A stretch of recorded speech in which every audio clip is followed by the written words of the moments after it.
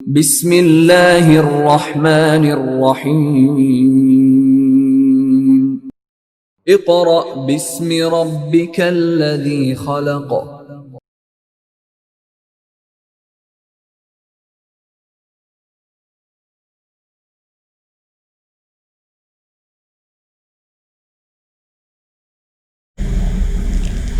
جی طلباء و طالبات، اب ہم اپنا چوتھے دن کا کام شروع کریں گے۔ اپنی کتاب کا صفحہ نمبر 31 کھولیں۔ صفحہ نمبر 31 ہمارا ٹاپک ہے موسمی پیش گوئی، پیمائش اور موسمی ریکارڈ کی اہمیت۔ جی کیا ہے؟ موسمی پیش گوئی، پیمائش اور موسمی ریکارڈ کی اہمیت۔ پیش گوئی کسے کہا جاتا ہے؟ پیش گوئی کا مطلب ہے پہلے سے بتا دینا، یعنی کسی بھی چیز کے بارے پہلے سے علم ہو جانا یا بتانا، جسے ہم فور کاسٹ بھی کہتے ہیں۔ موسمی پیش گوئی یعنی ویدر فور کاسٹ۔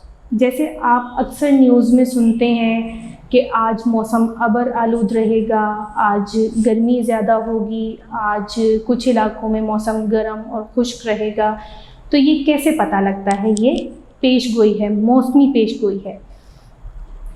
پیمائش، اب یہ موسمی پیش گوئی اس طرح نہیں ہو جاتی کہ بس کہہ دیا کہ جی موسم خشک رہے گا، نہیں، اس کی پیمائش کے کچھ آلات ہیں۔ موسمی اسٹیشنز اور موسمی سیاروں کی مدد سے پتہ لگایا جاتا ہے کہ آج موسم کیسا رہے گا۔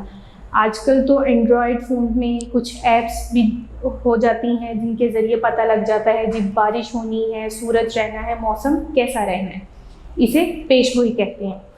اور موسمی ریکارڈ کی اہمیت۔ ریکارڈ کسے کہتے ہیں؟ ریکارڈ اعداد و شمار۔ اور موسمی ریکارڈ کی اہمیت یعنی اتنے عرصے، پچھلے سال یا پیچھے 2 سال، 4 سال، 10 سال، 15 سال موسم کیسا رہا، یہ جو پیچھے سال گزر گئے ان کا ریکارڈ کہ ان سالوں میں، گزرے ہوئے سالوں میں موسم کیسا رہا۔ اگر طوفان آیا ہے تو اس کی شدت کیا تھی، اگر زلزلہ آیا ہے تو اس کی شدت کیا تھی، بارش کتنے ملی میٹر ہوئی، ہوا کس رفتار سے چلی، یہ سب موسمی ریکارڈ میں شامل ہو جاتے ہیں۔ موسمی پیش گوئی، پیمائش اور موسمی ریکارڈ کی اہمیت۔ شروع کرتے ہیں، ہم پڑھتے ہیں کتاب سے۔ آنے والے موسم، آب و ہوا، بارش، درجہ حرارت، بادل اور ہوا کے دباؤ کے بارے میں کچھ دن پہلے ہی پتہ لگایا جا سکتا ہے۔ آب و ہوا، بارش، درجہ حرارت، ہوا کے دباؤ، یہ سب موسم کے عناصر تھے جو ہم اپنے پچھلے ٹاپک میں پڑھ چکے ہیں۔ ان موسمی عناصر کے بارے کچھ دن پہلے ہی بتایا جاتا ہے، پتہ لگایا جا سکتا ہے۔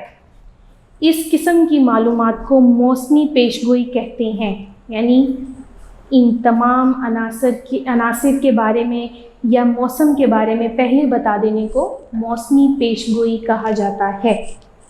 یہ سب کچھ موسمی پیش گوئی کرنے والے آلات کی مدد سے ممکن ہے۔ صوبہ پنجاب میں قائم موسمی اسٹیشن اور موسمی سیاروں کی مدد سے عوام تک موسم کے بارے میں معلومات پہنچائی جاتی ہیں، یعنی موسمی اسٹیشنز اور موسمی سیارے ہیں جن کی مدد سے عوام تک یہ معلومات پہنچائی جاتی ہیں کہ موسم کیسا رہے گا۔ اگر ہمارے پاس کئی سالوں کا پرانا موسمی ریکارڈ موجود ہو تو موسم کے عناصر کی پیمائش اور اعداد و شمار اکٹھے کر کے موسمی تبدیلیوں کا مطالعہ بھی کیا جا سکتا ہے۔ فصلوں کی کاشت موسمی پیش گوئی کو مد نظر رکھ کر کی جا سکتی ہے۔ اس کے علاوہ زیادہ گرمی، سردی اور بارشوں کا بھی پہلے سے علم ہو جاتا ہے، جس کی وجہ سے آنے والے سیلاب سے بچاؤ کیا جا سکتا ہے۔ مختلف کھیلوں اور تقریبات کے انعقاد کے لیے انتظامات کرنے کے لیے رہنمائی ملتی ہے۔ جی اب اس ٹاپک میں ہمیں کیا بتایا جا رہا ہے کہ موسمی پیش گوئی، کیونکہ ہمیں پہلے پتہ لگ جاتا ہے کہ موسم کیسا رہے گا، تو اس پیش گوئی کو مد نظر رکھ کر منصوبہ بندی کی جا سکتی ہے۔ جیسے اگر پیش گوئی ہو گئی ہے کہ سیلاب آئے گا، تو اس سیلاب سے بچاؤ کے لیے حفاظتی اقدامات کیے جا سکتے ہیں۔ مختلف کھیلوں اور تقریبات کے انعقاد کے لیے انتظامات کے لیے رہنمائی ملتی ہے۔ جی اگر ہمیں پتہ ہوگا، پیش گوئی ہے، موسمی پیش گوئی میں ہمیں بتا دیا گیا ہے کہ موسم گرم اور خشک رہے گا، تو انڈرسٹوڈ ہے کہ ہم اپنی کوئی بھی تقریب اس دوران رکھنے سے پرہیز کریں گے کہ بھئی گرمی ہے، اتنی گرمی ہوگی، یا بارشوں کا موسم ہے تو بارش ہوگی، تو پہلے ہی منصوبہ بندی یا انتظامات کر لیے جاتے ہیں کہ موسم ایسا رہے گا تو ہمیں اپنی تقریبات کس وقت پر کرنی چاہیے جب موسم اچھا ہو۔ اگلا ہمارا ٹاپک ہے موسم کے انسانی زندگی پر اثرات۔ کیا ہے؟ موسم کے انسانی زندگی پر اثرات۔ جی کیونکہ موسم وقتاً فوقتاً بدلتا رہتا ہے، تو جب موسم بدلتا ہے تو اس کے انسانی زندگی پر کچھ اچھے اثرات بھی مرتب ہوتے ہیں اور کچھ برے اثرات بھی۔ پڑھتے ہیں، کسی جگہ کی موسمی کیفیات اس علاقے کے لوگوں کے رہنے سہنے کے طریقوں، لباس، غذا، روزمرہ مصروفیات، کھیل، رسم و رواج اور اقتصادی سرگرمیوں کو متاثر کرتی ہیں۔ کسی جگہ کی موسمی کیفیات، کیفیات کنہیں کہا جاتا ہے؟ حالات کو۔ کیفیت کی جمع ہے کیفیات یعنی حالت۔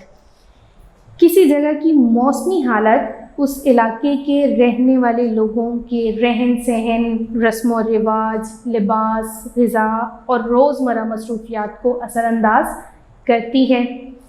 اب آپ یہی دیکھ لیں کہ گرمیوں کا موسم ہے تو ہلکے اور ڈھیلے ڈھالے لباس پہنے جاتے ہیں، ٹھنڈے مشروبات پیے جاتے ہیں، لیکن جب سردی کا موسم آتا ہے تو گرم اونی لباس پہنے جاتے ہیں اور گرم مشروبات پیے جاتے ہیں، جیسے چائے، قہوہ، سوپ، ایسی چیزوں کا استعمال زیادہ کیا جاتا ہے۔ اس کی وجہ سے مختلف علاقوں کے لوگوں کے رہن سہن کے طریقوں اور رسم و رواج میں بھی فرق نظر آتا ہے، کیونکہ ہر جگہ موسم ایک جیسا تو نہیں ہوتا، مختلف علاقوں میں موسم مختلف ہی ہوتا ہے، تو مختلف علاقوں کے لوگوں کے رہن سہن کے طریقے اور رسم و رواج بھی فرق ہو جاتے ہیں۔ صوبہ پنجاب کے پہاڑی علاقوں میں موسم سرما میں سخت سردی ہوتی ہے۔ اس علاقے کی انسانی، حیوانی اور نباتاتی زندگی بری طرح متاثر ہوتی ہے۔ اس علاقے کے لوگ سردیاں شروع ہونے سے قبل ہی ضروری غذائی اجناس اور جانوروں کا چارہ جمع کرنا شروع کر دیتے ہیں۔ سردیوں میں ان علاقوں میں زندگی کی سرگرمیاں نہ ہونے کے برابر رہ جاتی ہیں۔ موسم گرما شروع ہوتے ہی برف پگھلنا شروع ہوتی ہے تو زندگی کی گہما گہمی شروع ہو جاتی ہے۔ اس مختصر موسم میں درخت، پودے، گھاس وغیرہ جلدی پھلتے پھولتے ہیں اور پروان چڑھتے ہیں۔ سردیوں میں جو چشمے، ندی نالے منجمد ہو جاتے ہیں، ان میں شفاف پانی بہنا شروع ہو جاتا ہے۔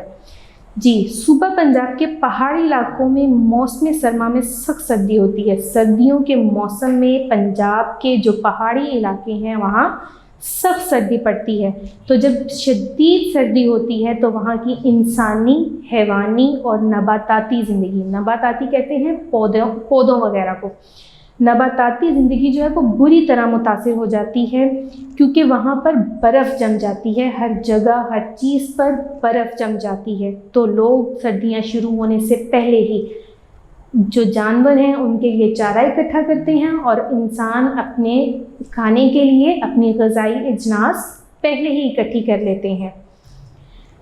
سردیوں میں ان علاقوں میں زندگی کی سرگرمیاں یعنی وہاں پر کوئی سرگرمی نہیں ہو سکتی کیونکہ باہر تو برف جمی ہوتی ہے، لیکن جب تھوڑے عرصے کے لیے وہاں پر موسم گرما شروع ہوتا ہے تو برف پگھلنا شروع ہو جاتی ہے، تو زندگی کی گہما گہمی یعنی زندگی کی روٹین شروع ہو جاتی ہے، لوگ اپنے کام کاج میں مصروف ہو جاتے ہیں۔ اور یہ مختصر عرصہ، کیونکہ پہاڑی علاقہ ہے تو وہاں پہ موسم گرما مختصر عرصے کے لیے ہوتا ہے، اور اس مختصر عرصے میں درخت، پودے اور گھاس وغیرہ جلدی پھولتے ہیں، جلدی پروان چڑھتے ہیں، یعنی بڑھتے ہیں، گرو کرتے ہیں۔ اور سردیوں میں جو چشمے، ندی، نالے منجمد کہتے ہیں جم جانے کو، جمے ہوتے ہیں برف کی وجہ سے، وہ بہنا شروع، ان میں شفاف پانی یعنی صاف پانی بہنا شروع ہو جاتا ہے۔ شدید سرد علاقوں کے لوگ گرم اونی اور موٹے کپڑے پہنتے ہیں، چھوٹے کمروں کے مکانات بناتے ہیں تاکہ وہ جلدی اور آسانی سے گرم ہو سکیں۔ ان علاقوں کے رہنے والے افراد ایسی غذا استعمال کرتے ہیں جس میں پروٹین اور چکنائی زیادہ ہوتی ہے، جیسے گوشت، انڈے اور روٹی وغیرہ۔ وہ چائے اور قہوہ زیادہ پیتے ہیں۔ موسم سرما میں تفریحی سرگرمیاں کم ہوتی ہیں، یہاں موسم گرما بہت خوشگوار ہوتا ہے۔ جی، شدید سرد علاقوں کے لوگ گرم اونی اور موٹے کپڑے پہنتے ہیں۔ سردیوں میں اگر ہمارے ادھر بھی سردیوں کا موسم ہو تو گرم اونی لباس ہی پہنے جاتے ہیں، اور وہاں کے لوگ، پہاڑی علاقوں کے لوگ جو ہیں وہ چھوٹے کمروں کے گھر بناتے ہیں تاکہ وہ جلدی گرم ہو جائیں، اور وہاں کے رہنے والے لوگ ایسی غذا استعمال کرتے ہیں جس میں پروٹین اور چکنائی زیادہ ہو، پروٹین اور چکنائی کا زیادہ استعمال کرتے ہیں تاکہ ان کے جسم کی حرارت اندر سے زیادہ رہے۔ اگر اتنی سخت سردی ہوگی تو پھر تو وہ ٹھنڈ سے مر بھی سکتے ہیں، تو وہ ایسی غذا استعمال کرتے ہیں جس سے ان کے اندر ہیٹ رہتی ہے، جیسے گوشت، انڈے اور روٹی وغیرہ، چائے اور قہوہ وغیرہ۔ پنجاب کے میدانی علاقوں میں موسم گرما میں شدید گرمی اور موسم سرما میں شدید سردی ہوتی ہے۔ گرمیوں میں ہلکے سوتی کپڑے پہنے جاتے ہیں جبکہ سردیوں میں موٹے اونی کپڑے استعمال میں آتے ہیں۔ جی، میدانی علاقے، اب یہاں آپ اپنے ہی ملک کو، اپنے شہر لاہور میں ہی دیکھ لیں، جب گرمی ہوتی ہے تو سخت گرمی ہوتی ہے، ہلکے اور ڈھیلے ڈھالے لباس ہم پہنتے ہیں، لیکن جب سردی کا موسم آتا ہے تو اتنی شدید سردی ہوتی ہے کہ ہم گرم اونی لباس پہنتے ہیں، جیکٹس پہنتے ہیں، اور اس کے علاوہ ایسی غذا کھاتے ہیں، انڈے، گوشت اور سوپ وغیرہ کا استعمال زیادہ کر دیتے ہیں تاکہ ہمارے جسم میں حرارت رہے۔ صوبہ پنجاب کے جنوبی علاقے میں زیادہ تر ریگستان ہے، یہاں سخت گرمی ہوتی ہے، گرد آلود آندھیاں چلتی ہیں اور ریت کے طوفان بکثرت آتے ہیں، بکثرت یعنی زیادہ آتے ہیں۔ یہاں کے رہنے والے خود کو گرمی اور لو سے بچانے کے لیے سر پر پگڑی باندھتے ہیں۔ لو کہتے ہیں گرم ہوا کو، یعنی وہ اپنے آپ کو گرم ہوا سے بچانے کے لیے اپنے سر پر پگڑی باندھتے ہیں اور اپنے جسموں کو کپڑوں سے ڈھانپ کر رکھتے ہیں۔ یہ لوگ راتوں کو سفر کرتے ہیں کیونکہ راتوں کو صحرا نسبتاً ٹھنڈے ہوتے ہیں۔ یہاں کے لوگ بھیڑ، بکریاں اور دیگر مویشی پالتے ہیں۔ جو صوبہ پنجاب کے جنوبی علاقے کے لوگ ہیں، جنوبی علاقہ اس میں زیادہ تر کیا ہیں؟ ریگستان ہے۔ ریگستان ہے تو وہاں پر گرمی بھی زیادہ ہوتی ہے، وہاں پر آندھیاں اور طوفان زیادہ آتے ہیں، گرمی زیادہ ہوتی ہے، تو لوگ خود کو گرمی سے اور گرم ہواؤں سے بچانے کے لیے احتیاطی تدابیر کرتے ہیں۔ سرد علاقوں کے مقابلے میں میدانی اور صحرائی علاقوں میں رہنے والے افراد گرمیوں کے موسم کی وجہ سے ڈھیلے ڈھالے کپڑے پہنتے ہیں۔ ان کے مکانات کھلے اور ہوادار ہوتے ہیں۔ لوگ گندم کی روٹی اور سبزی زیادہ کھاتے ہیں۔ وہ مختلف اقسام کے شربت اور لسی بھی پیتے ہیں۔ یہاں کے لوگوں کی اہم سرگرمی فصلیں اگانا ہے۔ سرد علاقوں کے مقابلے میں میدانی اور صحرائی علاقوں کے لوگوں کی جو بات کی ہے انہوں نے کہ وہ گرمیوں کے موسم کی وجہ سے ڈھیلے ڈھالے کپڑے پہنتے ہیں۔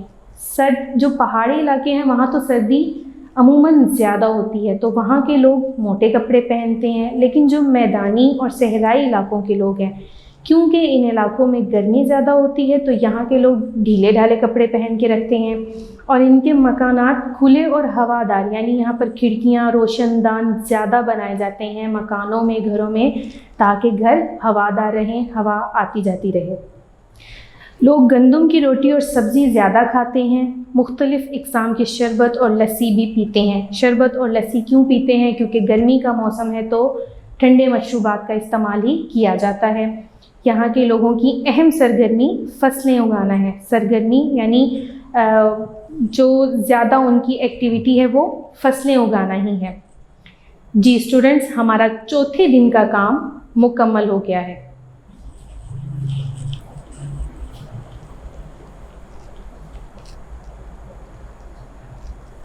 اب ہم اپنا 5ویں دن کا کام شروع کرتے ہیں۔ اپنی کتاب کا صفحہ نمبر 33 کھولیں۔ صفحہ نمبر 33 ہمارا ٹاپک ہے قدرتی آفات۔ کیا ہے؟ قدرتی آفات۔ آفات آفت کی جمع ہے۔ کس کی جمع ہے؟ آفت کی جمع ہے، اور آفت کا مطلب ہے مصیبت۔ قدرتی آفات یعنی قدرتی طور پر زمین کے اوپر یا اندر اور موسم میں ہونے والی چند تبدیلیوں کی وجہ سے آنے والے کچھ آفتیں یا مصیبتیں، انہیں قدرتی آفات کہا جاتا ہے۔ زمین کے اوپر یا اندر سے آنے والی قدرتی تبدیلیاں جو زمین پر موجود ہر قسم کی زندگی اور املاک کو نقصان پہنچاتی ہیں قدرتی آفات کہلاتی ہیں۔ یعنی زمین کے اوپر یا اندر، زمین کے اوپر آندھی طوفان یا سیلاب، اور اندر جیسے زلزلے، تو ان کی وجہ سے جو تبدیلیاں آتی ہیں انہیں کیا کہا جاتا ہے؟ قدرتی آفات۔ ذیل میں چند قدرتی آفات کا ذکر کیا گیا ہے۔ اب قدرتی آفات کون کون سی ہیں؟ نمبر 1 سیلاب، نمبر 2 زلزلے، نمبر 3 گرد باد، نمبر 4 تودوں کا گرنا۔ یہ کیا ہیں؟ یہ قدرتی آفات ہیں۔ سب سے پہلا ہے سیلاب۔ جب دریا کا پانی اپنے کناروں سے باہر نکل کر بہنا شروع کرتے اور جس کی وجہ سے ارد گرد کی زمین زیر آب آ جائے تو اسے سیلاب کہتے ہیں۔ یعنی جب دریاؤں کا پانی کناروں سے باہر نکل کر بہنا شروع ہو جائے اور جو ارد گرد کی زمین ہے، چاہے وہاں پر کوئی بستی آباد ہو یا فصلیں اگی ہوں، وہ سب جب زیر آب آ جائے تو اسے سیلاب کہا جاتا ہے۔ سیلابی صورتحال کسی بھی دریا یا جھیل میں موجود پانی کی مقدار زیادہ ہونے کی وجہ سے پیش آتی ہے۔ جی سیلاب کیوں آتے ہیں؟ کہ کسی بھی دریا یا جھیل میں جو پانی کی مقدار ہوتی ہے، اگر وہ مقدار زیادہ ہو جائے، اس دریا یا جھیل کے کناروں سے اس کی مقدار زیادہ ہو جائے اور وہ پانی کناروں سے نکل کر باہر بہنا شروع کر دے تو سیلاب آ جاتے ہیں۔ سیلاب عام طور پر اس وقت خطرناک ہوتا ہے جب یہ زرعی زمینوں اور انسانی آبادیوں کو نقصان پہنچائے۔ پنجاب میں 2010 میں آنے والے سیلاب نے بہت زیادہ جانی اور مالی نقصان پہنچایا تھا۔ فصلوں اور انسانی آبادیوں کو وقت کے ساتھ ساتھ سیلاب کی وجہ سے درپیش خطرات میں اضافہ ہوا ہے۔ جی سیلاب عام طور پر کس وقت خطرناک ہوتے ہیں؟ یہ تب خطرناک ہوتے ہیں جب یہ زرعی زمینوں کو اور انسانی آبادیوں کو نقصان پہنچاتے ہیں، کہ اگر کوئی احتیاطی تدابیر نہیں کی گئیں تو جو زرعی زمینیں ہیں، وہاں جو فصلیں اگائی گئی ہیں وہ تباہ و برباد ہو جائیں گی، اور اسی طرح انسانی آبادیاں، اب انسان تو اپنے گھروں میں ہی بستے ہیں، تو اگر اچانک سیلاب آ جاتا ہے تو وہ انسانی بستیوں کو بھی اپنے ساتھ بہا لے جاتا ہے، تو اس سے بہت زیادہ جانی اور مالی نقصان ہوتا ہے۔ احتیاطی تدابیر۔ اسٹوڈنٹس، اللہ تعالیٰ نے ہمیں اشرف المخلوقات کیوں بنایا ہے؟ اس لیے کیونکہ ہمیں علم دیا گیا ہے کہ ہمارے پاس اگر ان چیزوں کا علم ہے، ہمیں پتہ ہے کہ سیلاب آنے والا ہے یا کوئی بھی آفت آنے والی ہے، تو اس کے لیے ہم احتیاطی تدابیر پہلے سے کر سکتے ہیں۔ اگر پہلے سے احتیاطی تدابیر کی جائیں تو زیادہ نقصان سے بچا جا سکتا ہے، جانی اور مالی نقصان سے زیادہ نقصان سے بچا جا سکتا ہے۔ اب دیکھتے ہیں کہ سیلاب کے لیے کون کون سی احتیاطی تدابیر کرنی چاہیے جس سے نقصان کم ہو۔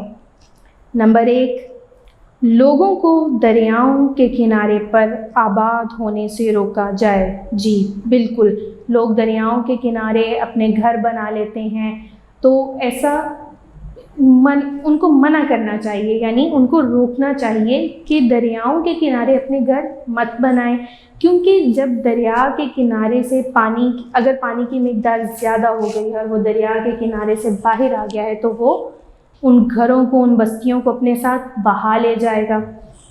نمبر 2، فلڈ وارننگ سینٹر قائم کر کے انہیں فعال بنایا جائے، یعنی ایکٹیو کیا جائے۔ فلڈ وارننگ سینٹر قائم کر کے انہیں فعال بنایا جائے۔ نمبر 3، ممکنہ خطرات کے پیش نظر زیادہ آبادی والے علاقوں کے لیے حفاظتی پشتے تعمیر کیے جائیں۔ جی، حفاظتی پشتے یعنی بند تعمیر کیے جائیں۔ ممکنہ خطرات کے پیش نظر زیادہ آبادی والے علاقوں کے لیے حفاظتی پشتے یعنی بند تعمیر کیے جائیں۔ یہ کچھ احتیاطی تدابیر ہیں جن کی مدد سے، جن پر عمل کر کے ان آفات سے بچا جا سکتا ہے۔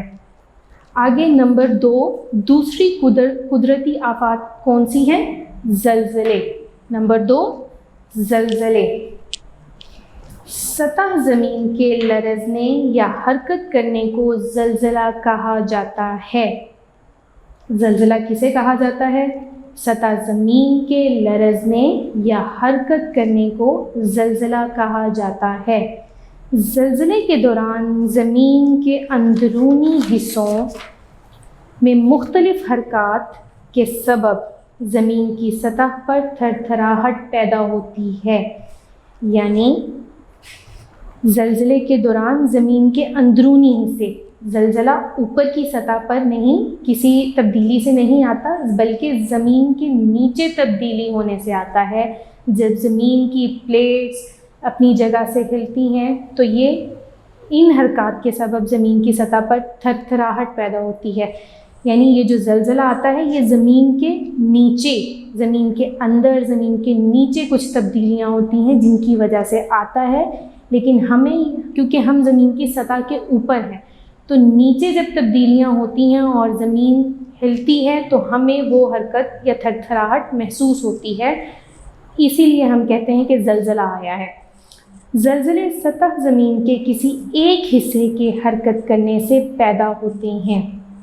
اس جگہ سے زلزلے کی لہریں چاروں اطراف میں سفر کرتی ہیں۔ زلزلے کی یہ لہریں جیسے جیسے مرکز سے دور ہوتی جاتی ہیں یہ کمزور پڑتی جاتی ہیں، یعنی جس جگہ، جیسے میں نے آپ کو بتایا کہ زمین کی پلیٹس ہلتی ہیں یا حرکت کرتی ہیں، تو جس جگہ سے کرتی ہیں وہاں زلزلے کی شدت زیادہ ہوتی ہے، لیکن جیسے جیسے مرکز دور ہوتا جاتا ہے، کیونکہ مرکز یعنی پوائنٹ اگر اس جگہ ہے تو وہاں تو زلزلے کی شدت بہت زیادہ ہے، لیکن جیسے جیسے دور ہوتے جائیں، یعنی جو دور کے علاقے ہیں ان میں یہ شدت کم ہوتی جاتی ہے۔ اگر زلزلے آبادی والے علاقوں میں آئیں تو جانی اور مالی نقصان بھی ہو سکتا ہے۔ جی، جیسے سیلاب اگر آبادی والے علاقے میں آئے گا تو جانی مالی نقصان ہے، اسی طرح زلزلے سے بھی جانی اور مالی نقصان ہو سکتا ہے۔ 1935 میں جو زلزلہ کوئٹہ کے علاقے میں آیا تھا اس سے بے پناہ تباہی ہوئی تھی۔ 8 اکتوبر 2005 کی صبح قیامت خیز زلزلے نے آزاد کشمیر، صوبہ خیبر پختونخوا اور پاکستان کے دارالحکومت اسلام آباد میں شدید تباہی مچائی۔ جی اسٹوڈنٹس، آپ شاید تب پیدا نہ ہوئے ہوں۔ 2005 8 اکتوبر قیامت خیز زلزلہ تھا جو آیا تھا ہمارے ملک پاکستان میں، اور اس سے بہت زیادہ جانی اور مالی نقصان ہوا تھا۔ ایون جتنا بتایا جاتا ہے اس سے بھی کئی زیادہ نقصان ہوا ہوتا ہے۔ آپ اپنے پیرنٹس سے ضرور پوچھیے گا اس زلزلے کے بارے میں۔ زلزلے کے جھٹکے اس قدر شدید تھے کہ پنجاب کے اکثر شہروں کے لوگ گھروں، دفتروں اور کاروباری مراکز سے خوفزدہ ہو کر سڑکوں پر آ گئے۔ جی، کیوں ایسا ہوتا ہے کہ جب زلزلہ آتا ہے تو لوگ فوراً اپنے گھروں سے یا دفتر میں ہیں یا کہیں پر بھی ہیں تو وہ فوراً بلڈنگ سے باہر نکل کے سڑکوں پر کیوں آ جاتے ہیں؟ کیونکہ اگر زلزلے کے جھٹکے شدید ہوئے تو عمارات گرنے کا خدشہ ہوتا ہے، جس سے جانی نقصان ہو سکتا ہے۔ مالی نقصان تو ہوتا ہی ہے لیکن جانی نقصان بھی ہوتا ہے، اسی لیے لوگ فوراً اپنے گھروں سے، عمارتوں سے یا دفتروں سے باہر آ جاتے ہیں۔ 26 اکتوبر 2015 کو آنے والے خوفناک زلزلے نے خیبر پختونخوا کے رہائشی مکانات اور سرکاری عمارتوں کو شدید نقصان پہنچایا۔ اسٹوڈنٹس، یہ بات ہوئی ہے صوبہ پنجاب کے یعنی پاکستان میں جو زلزلے آئے ان کے بارے بات کی گئی ہے۔ آپ کی اس کتاب میں ان کے بارے میں بتایا گیا ہے جو ہمارے ملک کے زلزلے تھے۔ ابھی یہ دوسرے یعنی انٹرنیشنل لیول پہ جو دوسرے ممالک ہیں ادھر بھی زلزلے آتے ہیں، ان کے بارے میں بات نہیں ہے۔ یہ ہمارے اپنے ملک یعنی پاکستان کے بارے میں بات کی گئی ہے۔ زلزلوں سے عمارتیں تباہ ہو جاتی ہیں، جانی اور مالی نقصان بھی ہوتا ہے۔ سڑکیں اور پل وغیرہ تباہ ہونے سے ذرائع آمد و رفت کی سہولتیں متاثر ہوتی ہیں۔ جی، زلزلوں سے عمارتیں تباہ ہو جاتی ہیں، یعنی جیسے آپ کو بتایا کہ زلزلے کے جھٹکے اگر شدید ہیں تو عمارتیں ہل جاتی ہیں، جس کی وجہ سے جانی اور مالی نقصان کہ اگر شدید جھٹکے والا زلزلہ ہے تو عمارتیں ہل جاتی ہیں۔ اگر کہیں کوئی عمارت ایسی ہے جو پختہ نہیں ہے تو گھروں کی چھتیں گر جاتی ہیں، دیواریں گر جاتی ہیں، تو اگر اندر کوئی انسان موجود ہیں تو یہ جانی نقصان ہو سکتا ہے۔ سڑکیں اور پل وغیرہ تباہ ہونے سے ذرائع آمد و رفت کی سہولتیں متاثر ہوتی ہیں۔ جی، کیونکہ زلزلے سے اکثر سڑکیں بھی ٹوٹ جاتی ہیں، پل بھی ٹوٹ جاتے ہیں، تو اگر وہ ٹوٹ جائیں گی تو ذرائع آمد و رفت یعنی آنے جانے کے جو ذرائع ہیں، جن راستوں سے یا جن ذریعوں سے ہم آتے جاتے ہیں، وہ سہولتیں بھی متاثر ہوتی ہیں۔ امدادی کارروائیوں میں دشواری پیش آتی ہے۔ امدادی کارروائیوں میں دشواری یعنی امدادی کارروائیاں کیا ہیں کہ جس سے پتہ لگتا ہے کہ زلزلہ آیا ہے، فلاں علاقے میں آیا ہے اور وہاں پر اتنا نقصان ہوا ہے، تو جو لوگ امداد کے لیے جا رہے ہوتے ہیں یا جو امدادی کارروائیاں کرنی ہوتی ہیں ان میں بھی تاخیر ہو جاتی ہے، اور بجلی، گیس اور پانی کا نظام درہم برہم ہو جاتا ہے۔ احتیاطی تدابیر، اب زلزلے سے بچاؤ کے بھی کچھ احتیاطی تدابیر ہیں، یعنی یہ نہیں کہ احتیاطی تدابیر میں یہ نہیں ہوتا کہ صرف زلزلے نہیں آئیں گے، یعنی اگر زلزلہ آ گیا ہے تو کیا احتیاطی تدابیر ہونی چاہیے کہ اس کے نقصانات سے بچا جا سکے۔ پڑھتے ہیں۔ نمبر 1، زیادہ زلزلوں والے علاقوں میں بلند و بالا عمارتیں تعمیر نہ کی جائیں بلکہ لکڑی کے مکانات بنانے چاہئیں۔ نمبر 2، زلزلے کے وقت حواس پر قابو رکھنے اور احتیاطی تدابیر اختیار کرنے کی تربیت دی جانی چاہیے۔ سب سے پہلے تو جو زیادہ زلزلوں والے علاقے ہیں، یعنی جہاں پر زلزلوں کا زیادہ خدشہ ہے کہ یہ علاقے یہاں پر زلزلے زیادہ آ سکتے ہیں، وہاں بلند و بالا یعنی اونچی اونچی عمارتیں نہ تعمیر کی جائیں۔ اور لکڑی کے مکانات بنانے چاہیے، یعنی لکڑی کے مکانات کیونکہ وہ چھوٹے ہوتے ہیں، اب لکڑی ہے وہ گرے گی بھی تو اتنا نقصان نہیں ہوگا جتنا سیمنٹ اور بجری کے بنے ہوئے گھروں، اینٹوں کے بنے ہوئے گھروں سے جتنا نقصان ہوگا وہ اس سے لکڑی کے مکانات سے کم ہوگا۔ زلزلے کے وقت حواس پر یعنی اپنے ہوش و حواس کو قابو میں رکھیں، گھبرانا نہیں چاہیے، اپنے آپ کو حواس میں یعنی ہوش میں رہنا چاہیے، اور احتیاطی تدابیر جو ہوتی ہیں ان کو اس وقت ان پہ عمل کرنا چاہیے۔ گھبرانا نہیں چاہیے بلکہ جو احتیاطی تدابیر ہیں ان پر عمل کرنا چاہیے۔ اہم معلومات: زلزلے کی شدت کی پیمائش کے لیے ایک آلہ استعمال کیا جاتا ہے جو سیسموگراف کہلاتا ہے۔ کیا کہلاتا ہے؟ سیسموگراف۔ زلزلے کی شدت کی جو پیمائش ہے اس کے لیے کون سا آلہ استعمال کیا جاتا ہے؟ سیسموگراف۔ یہ آپ سے شارٹ آنسر کوسچنس میں پوچھا جا سکتا ہے۔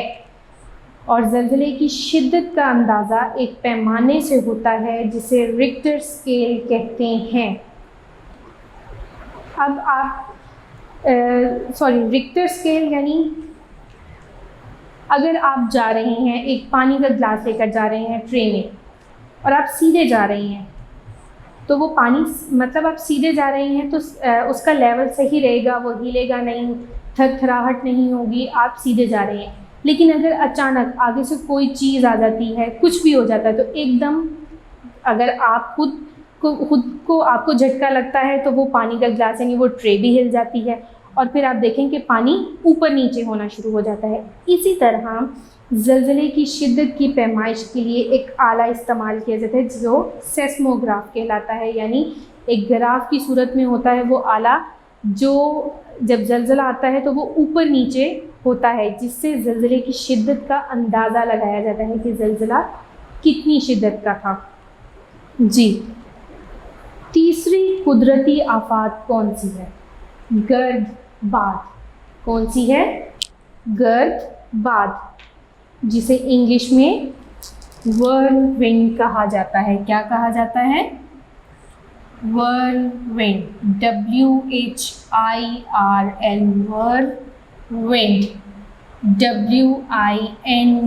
wind۔ گرد باد کو انگلش میں کیا کہا جاتا ہے؟ whirlwind۔ جی، گرد باد کہتے ہیں پھرنے والی ہوا، یعنی جس میں غبار شامل ہوتا ہے۔ جب زیادہ درجہ حرارت کی وجہ سے ہوا گرم ہو کر اوپر اٹھتی ہے تو وہاں ہوا کا کم دباؤ پیدا ہو جاتا ہے، چنانچہ ہوا زیادہ دباؤ والے علاقوں سے کم دباؤ والے علاقوں کی طرف چلتی ہیں، جس سے گرد باد بنتے ہیں۔ اب جب درجہ حرارت زیادہ ہوتا ہے تو ہوا گرم ہو کر اوپر اٹھ جاتی ہے، تو جو درمیان ہے وہاں پہ جہاں پہ ہوا کا دباؤ کم ہوتا ہے وہاں ایک خلا سا آ جاتا ہے۔ اب اس جگہ کو پر کرنے کے لیے زیادہ دباؤ والے علاقے سے کم دباؤ والے علاقے کی طرف ہوائیں چلتی ہیں، وہ انہیں کیا کہا جاتا ہے؟ اس کی وجہ سے گرد باد بنتے ہیں۔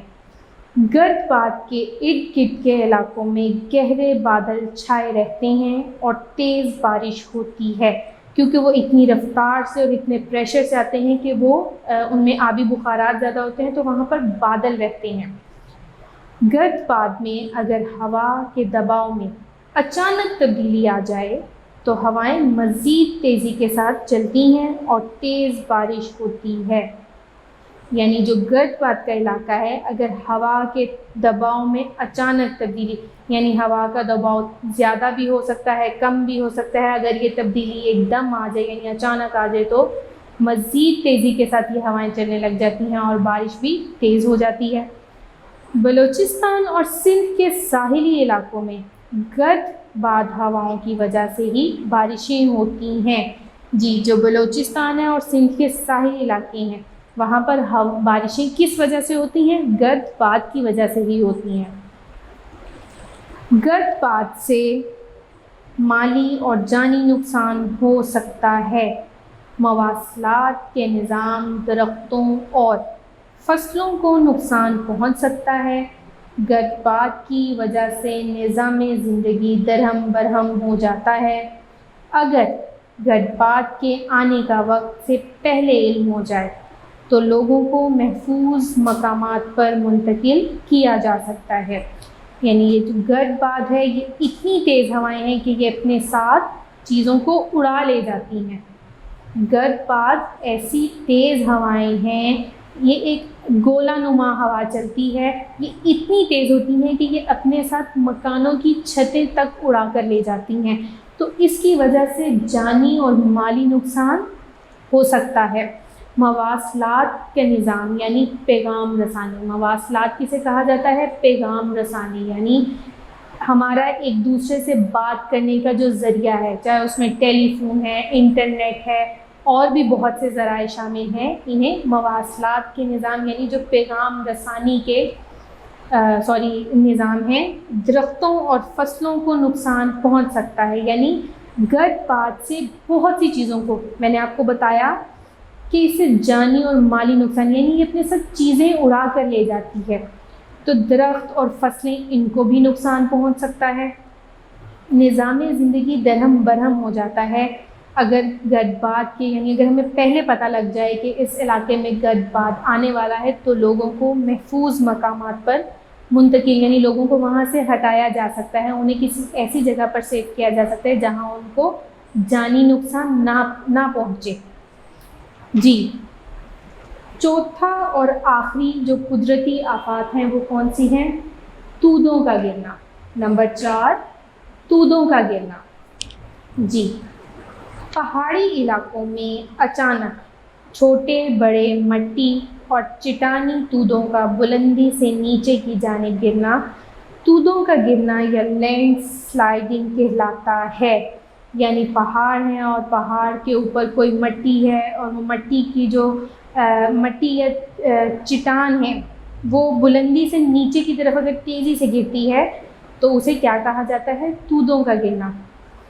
مٹی اور چٹانی تودوں کی نشیبی علاقوں کی طرف حرکت زمین کی کشش ثقل کی وجہ سے ہوتی ہے۔ کشش ثقل، زمین کی کشش ثقل یعنی زمین اپنی طرف کھینچتی ہے۔ آپ بال کو آسمان کی طرف اچھالیں تو آپ دیکھیں گے کہ تیزی سے نیچے کی طرف آتی ہے، یہ زمین کی کشش ثقل ہے، زمین اپنی طرف کھینچتی ہے۔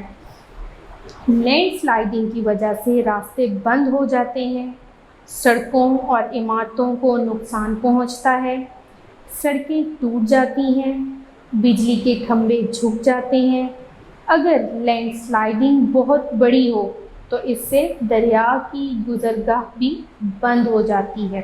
یعنی اگر لینڈ سلائڈنگ زیادہ ہو تو اس سے دریا کی گزرگاہ بھی بند ہو، یعنی کہ دریا کے گزرنے کا راستہ بھی بند ہو جاتا ہے، اور پھر دریا دوسری طرف سے اپنا راستہ بنا لیتا ہے، اور جس دوسری طرف سے وہ اپنا راستہ بناتا ہے پھر ان علاقوں میں سیلاب آ جاتا ہے۔ وادی ہنزا میں عطا آباد کے قریب 2010 میں ایک بڑی لینڈ سلائڈنگ کی وجہ سے بہت بڑی جھیل بن گئی ہے۔ جی، مٹی اور چٹانی تودوں کا نیچے والے یعنی ان کا بلندی سے نچلے علاقوں کی طرف گرنا کس کی وجہ سے ہے؟ زمین کی کشش ثقل کی وجہ سے۔ اور پھر ان تودوں کے گرنے سے یا اس لینڈ سلائڈنگ کی وجہ سے بہت سے نقصانات ہوتے ہیں سڑکوں کو، عمارتوں کو، کہ جب پہاڑی علاقہ ہے اور آپ وہاں دیکھیں کہ کوئی تودہ نیچے آ کے گر گیا ہے تو سڑکیں بند ہو جاتی ہیں، راستے بند ہو جاتے ہیں، گزرگاہیں بند ہو جاتی ہیں۔ اسی طرح اگر دریا کے راستے میں یہ لینڈ سلائڈنگ ہو جائے تو دریا کے گزرنے کا راستہ بند ہو جاتا ہے، پھر دریا دوسری طرف سے اپنا راستہ بناتا ہے، اور جس دوسری طرف سے دریا گزرتا ہے پانی دریا کا، ان علاقوں میں سیلاب آ جاتا ہے۔ اسی طرح وہ بتا رہے ہیں کہ 2010 میں وادی ہنزا میں عطا آباد کے قریب، جسے عطا آباد جھیل کہا جاتا ہے، وہاں پر ایک بہت بڑی لینڈ سلائڈنگ ہوئی تھی جس کی وجہ سے ایک بہت بڑی جھیل بن گئی، یعنی کیونکہ وہ دریائی راستہ تھا جس میں ہوئی تو وہ پانی نے اپنا راستہ خود بنایا اور وہاں پر ایک بہت بڑی جھیل بن گئی۔ لینڈ سلائڈنگ سے بچاؤ کے لیے پہاڑ کی ڈھلانوں پر جنگلات کو کاٹنے سے روکا جائے، اور زیادہ سے زیادہ درخت لگائے جائیں۔ پہاڑی علاقوں میں بلند و بالا عمارتیں نہ بنائی جائیں۔ خاص طور پر گھروں کی چھتوں کو بناتے وقت لکڑی اور ٹن کی چادروں کا زیادہ استعمال کرنا چاہیے۔ آبادیاں ایسے علاقوں میں نہ بنائی جائیں جہاں تودے گرنے کا خطرہ ہو۔ جی، اب لینڈ سلائڈنگ یا یہ تودوں کے گرنے سے بچنے کے لیے جو احتیاطی تدابیر ہیں وہ کیا ہے؟ وہ یہ ہے کہ پہاڑ کی ڈھلانوں پر جنگلات کو کاٹنے سے روکا جائے اور زیادہ سے زیادہ درخت لگائے جائیں۔ کیوں؟ کیونکہ پہاڑی علاقوں میں پانی تو بہت نیچے جا کے ہوتا ہے، اور جب ایسے علاقوں میں جو جنگلات ہیں، کیونکہ درخت کی جڑیں بہت مضبوط ہوتی ہیں اور جہاں پانی ان کو میسر ہوتا ہے وہاں تک وہ جڑیں مضبوطی سے پھیلتی جاتی ہیں۔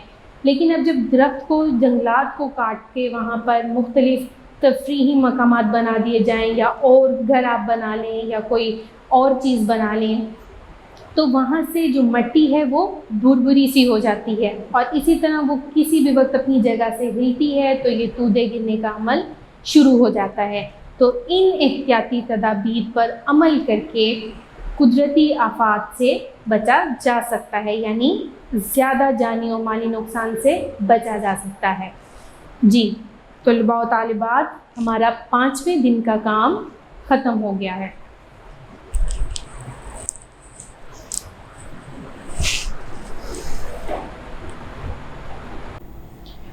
جی طلباء و طالبات، اب ہم اپنا 7ویں دن کا کام شروع کریں گے۔ ہمارے آج کے کام میں سب سے پہلے سوالات اور جوابات۔ سب سے پہلا سوال ہے، صوبہ پنجاب کا محل وقوع بیان کریں۔ اسٹوڈنٹس، یہ تمام کام آپ کو PDF نوٹس کی صورت میں بھیجا جا چکا ہے۔ میں آپ کو یہاں جوابات کہاں سے شروع ہو کر کہاں ختم ہو رہے ہیں یہ بتاؤں گی۔ آپ یہ تمام کام جو PDF نوٹس کی صورت میں آپ کو مل چکا ہے اسے اپنی کاپی پر نوٹ ڈاؤن کریں اور یاد کریں۔ سب سے پہلا سوال، صوبہ پنجاب کا محل وقوع بیان کریں۔ جی تو اس کا جواب کہاں سے شروع ہو رہا ہے؟ ہمارا صوبہ پنجاب پاکستان کا آبادی کے لحاظ سے سب سے بڑا صوبہ ہے۔ صوبہ پنجاب کے شمال مغرب میں خیبر پختونخوا، شمال مشرق میں آزاد جموں کشمیر، مشرق میں ہمسایہ ملک بھارت، جبکہ جنوب میں صوبہ سندھ اور مغرب میں صوبہ بلوچستان واقع ہے۔ یہ ان تمام سوالوں کے جوابات کی تفصیل ہم آلریڈی ریڈنگ میں پڑھ چکے ہیں، میں آپ کو سمجھا چکی ہوں، اسی لیے اب میں آپ کو صرف جوابات ہی بتاؤں گی۔ سوال نمبر 2، صوبہ پنجاب کے سطح کے لحاظ سے مختلف حصوں کے نام لکھیں۔ سطح کے لحاظ سے صوبہ پنجاب کو کتنے حصوں میں تقسیم کیا گیا تھا؟ صوبہ پنجاب کی زمین کی سطح ایک جیسی نہیں ہے۔ سطح کے لحاظ سے پنجاب کی زمین کو 4 حصوں میں تقسیم کیا گیا ہے۔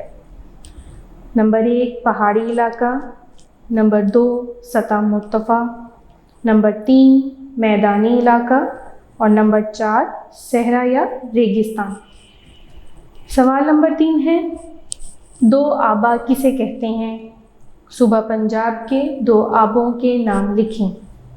جی تو جواب ہے، 2 دریاؤں کے درمیانی علاقے کو 2 آبا کہتے ہیں۔ صوبہ پنجاب میں کئی 2 آبیں ہیں جن میں باری 2 آب، رچنا 2 آب، سندھ ساگر 2 آب اور چج 2 آب شامل ہیں۔ سوال نمبر 4 ہے، صوبے کی آبادی میں اضافے کی وجوہات بیان کریں۔ جی کہ آبادی میں اضافہ کیوں ہوتا ہے؟ جواب، ہمارے صوبے کی آبادی میں تیزی سے اضافہ ہو رہا ہے۔ سائنسی ترقی اور بہتر سہولیات کی وجہ سے پنجاب کے شہری علاقوں کی آبادی روز بروز بڑھتی چلی جا رہی ہے۔ بڑے شہروں میں علاج، معالجے، تعلیم اور بہتر سفری سہولیات کے پیش نظر کم سہولیات کے حامل دیہی علاقوں سے لوگ نقل مکانی کر کے صوبہ پنجاب میں آ جاتے ہیں، جس کی وجہ سے صوبے کی آبادی میں اضافہ ہو رہا ہے۔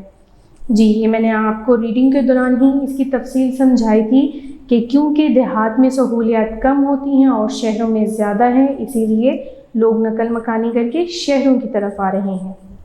سوال نمبر 5 ہے، جنگلات کی کٹائی سے کیا نقصانات ہوتے ہیں؟ کہ جنگلات کو کاٹنے سے کیا نقصان ہوتا ہے؟ جواب، جنگلات ماحول کے توازن کو برقرار رکھتے ہیں۔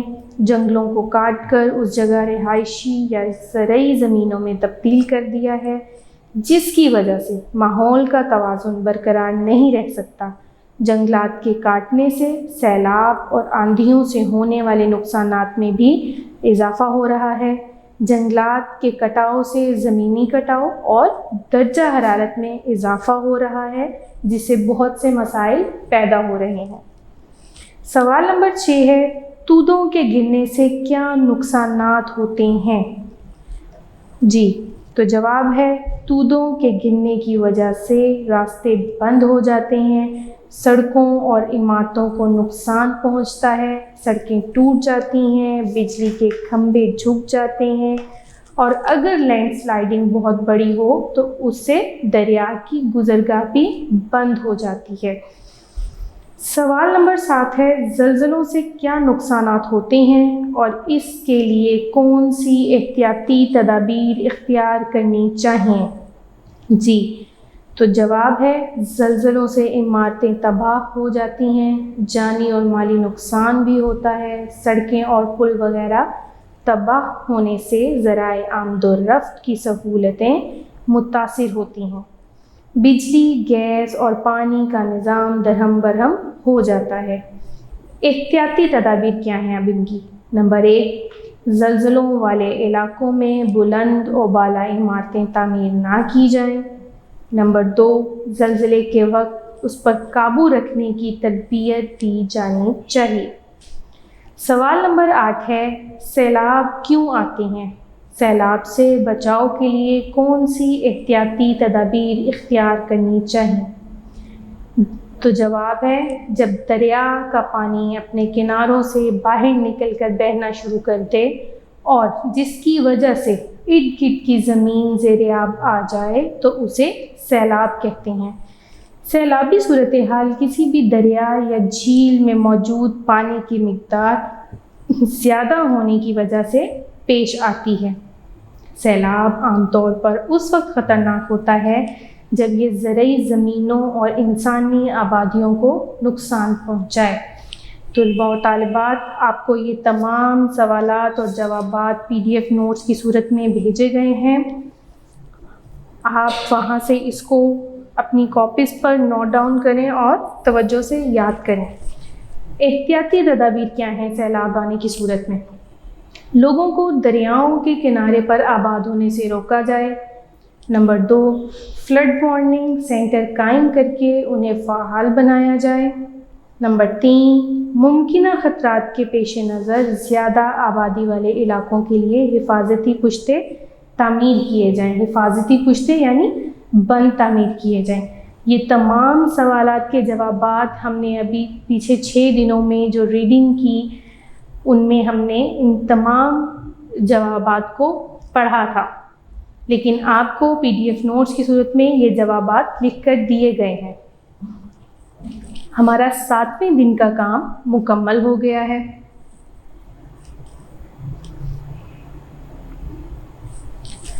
اب ہم اپنا 8ویں دن کا کام شروع کریں گے،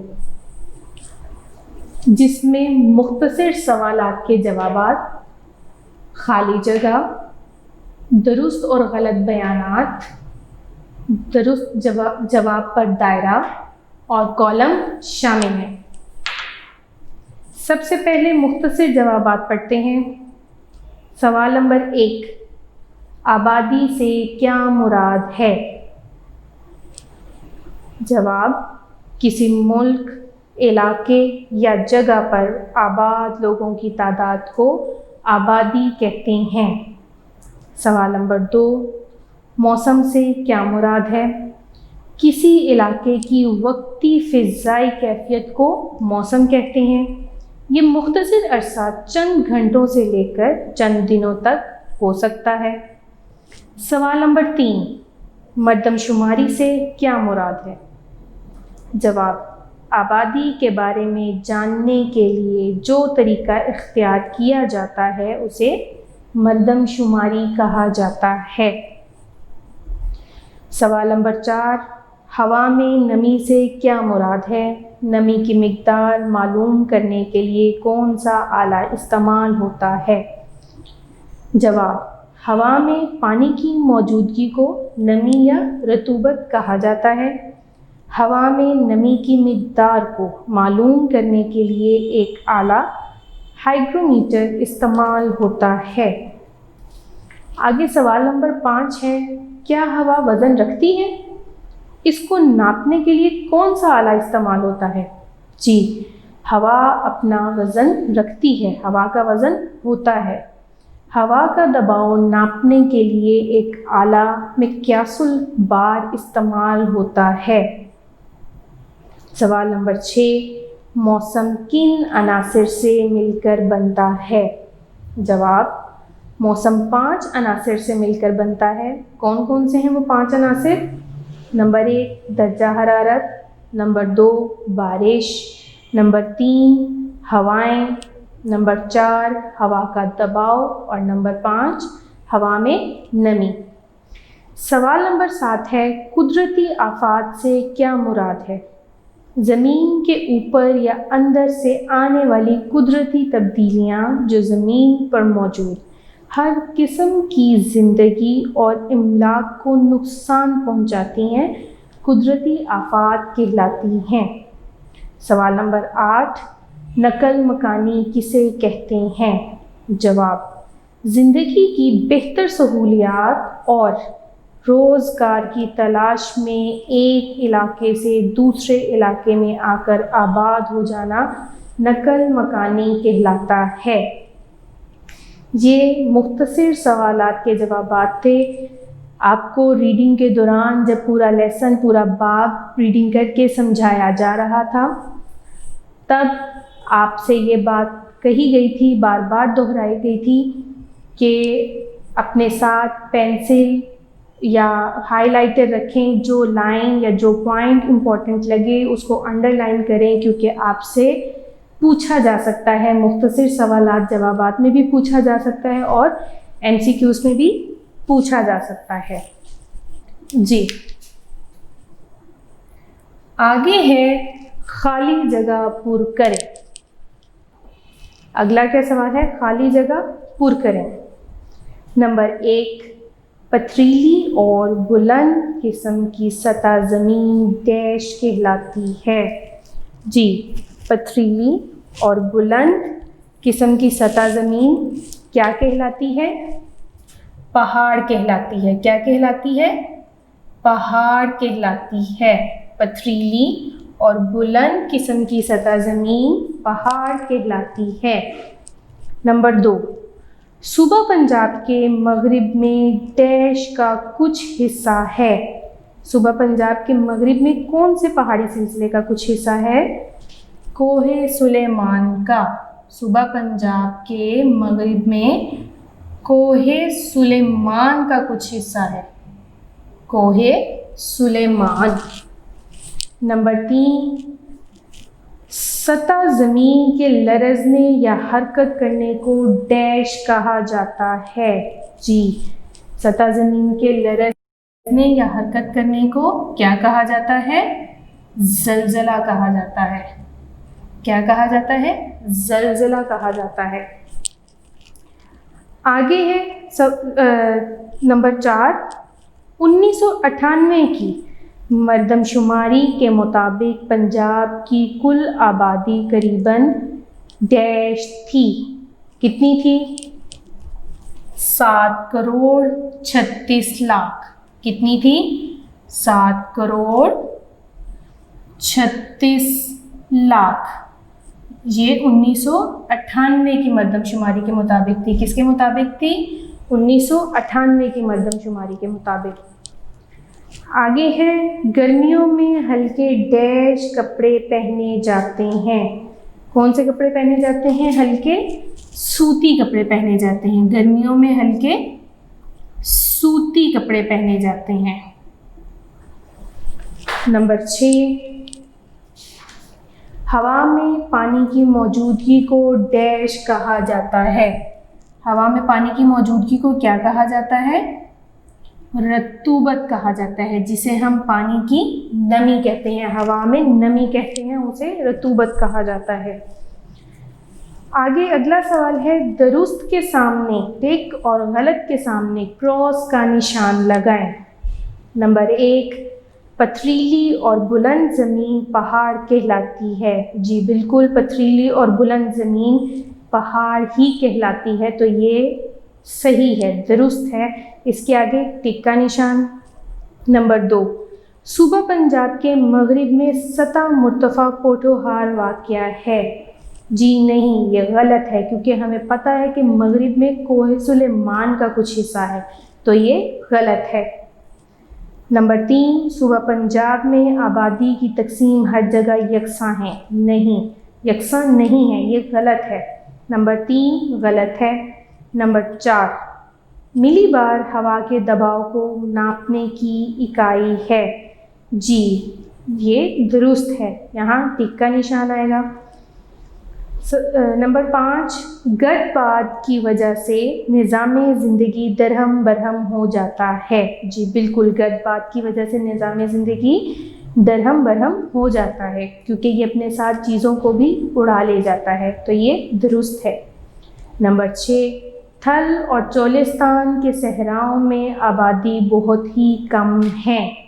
جی یہ بھی درست ہے، کیونکہ وہاں گرمی ہوتی ہے اور صحرا ہے تو آبادی کم ہوتی ہے. یہ تھے درست اور غلط بیانات. اب اگلا سوال ہے، درست جواب کے حرفی نمبر پر دائرہ لگائیں. یعنی یہ MCQs ہیں، ہم نے اس میں سے صحیح آپشن پر دائرہ لگانا ہے. نمبر 1، صوبہ پنجاب کے پہاڑی علاقوں کو تقسیم کیا گیا ہے 2 حصوں میں، 3 حصوں میں یا 4 حصوں میں. صوبہ پنجاب کے پہاڑی علاقوں کو 2 حصوں میں تقسیم کیا گیا ہے، تو پہلے والا درست ہے، پہلے کے گرد دائرہ لگائیں گے. آگے نمبر 2، دریائے سندھ کے پار کا علاقہ کہلاتا ہے.